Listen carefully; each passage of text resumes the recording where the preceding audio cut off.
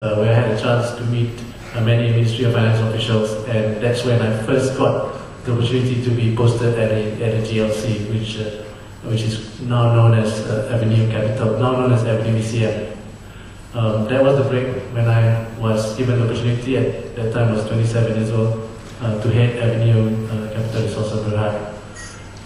And then after that, after 3 years later, managed to turn around the company, thanks really to the people around me. I didn't do much like Ruben. Anyway, and I took another break, which I thought was a break, and joined a firm which Ahmad was there before, in Citigroup. I headed the investment banking division for Malaysia in Citigroup. Took a year, basically to think of what I wanted to do next.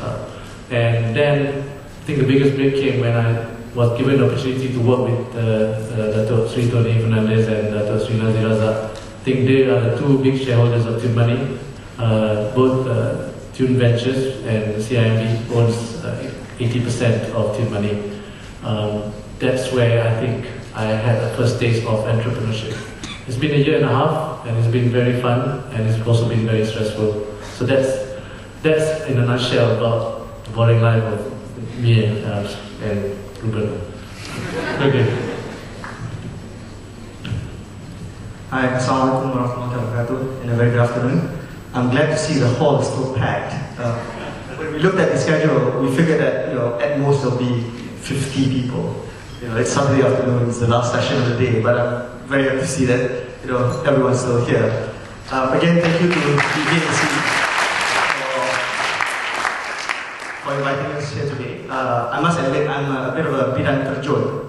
Originally, there was not supposed to be a speaker from Khazanah, and then I think during the week, somehow it transpired that they wanted to have someone from Khazanah here. And being the most junior of the senior management, I ended up with this role. But frankly, I've actually had also a previous opportunity to interact with some of you in London a few months back, and that was a very interesting experience, and that's why I was very happy to do this today. Just a brief background on myself. I wouldn't call it getting a big break. As Zafrul had put it, I'm much older than these two guys, so if I go on, it'll be a bit too long, so I'll just abbreviate the whole story. My own background, I came back from the LSE and I went into banking. That was my first job in commercial banking, but it wasn't something I enjoyed, and I figured out that if I stayed there for too long, it's not something I'd be happy. So I actually moved, and actually that was the transition that I made, going to something that I thought would be challenging, and I went into investment research, as Afro mentioned. And I was an analyst with ING Barings and Solomon Smith Barney for about 10 years, essentially. And that was really where I learned the nitty-gritty of what I do today. And to me, that was the big break. The big break is to do something that you enjoy, that challenges you, and really puts you on that learning curve. And that 10 years was interesting because it kept me working very hard.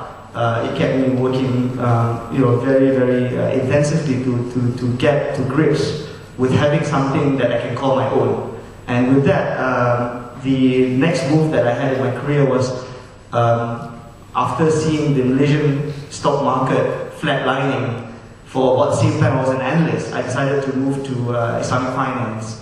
And that was also another passion of mine. And I was actually running HSBC Islamic finance franchise on the investment banking side in Kuala Lumpur for about a year and a half before I got a call for what I would essentially call my national duty, and that was with Khazanah.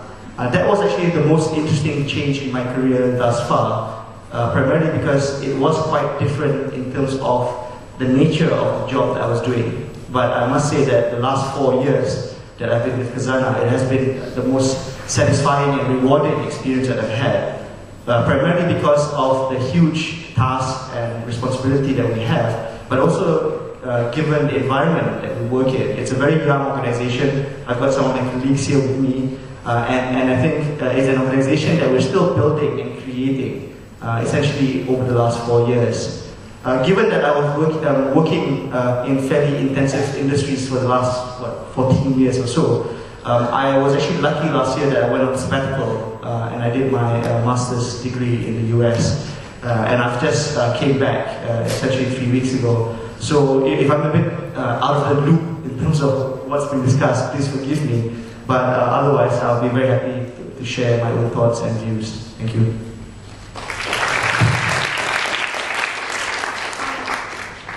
Essentially, what we want out of this forum today is, of course, as the title suggests, how we as youth can fit in.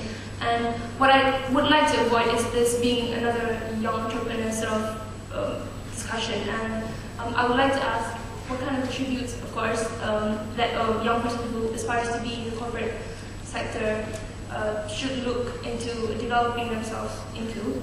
But also, how would you suggest, members of the panel, that we go about this? I mean, the rules of the conduct.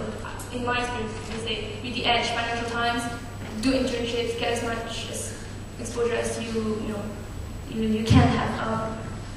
Is this true, and to what extent do you think this is effective? It's an open. Well, I'm going to answer this because it's a tough question. Might as well go first. I'll actually borrow a saying that I heard from someone, I think about 4 or 5 years ago, about the attributes that is actually very important for a young professional. The original quote was in Malay, and it was in the Penang dialect. So coming from the East Coast, I'm not going to be able to give you the actual sort of rendition of what was said. But the essence of the quote was this.